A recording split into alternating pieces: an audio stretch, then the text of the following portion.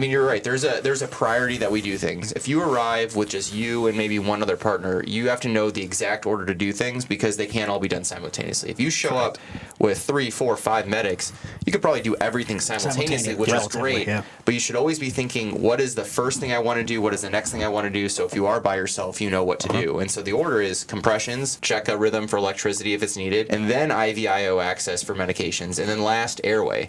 I see a lot of crews leading with airway, and I would say the only time you should do that is if it's a true airway obstruction. They died because they choked or their airway is obstructed. If that's the case, then sure, prioritize airway. That killed that patient. But from the vast majority of cardiac arrest, I would rather you start compression, shock, and get IVIO for medication administration before you ever do an airway. I mean, you could just put a non-rebreather on them and not even bag them for a little bit, because if they just died, their SAT is 100% right before they died, so it's going to take a little bit of time for that SAT to go down. So you are circulating oxygenated blood in that period.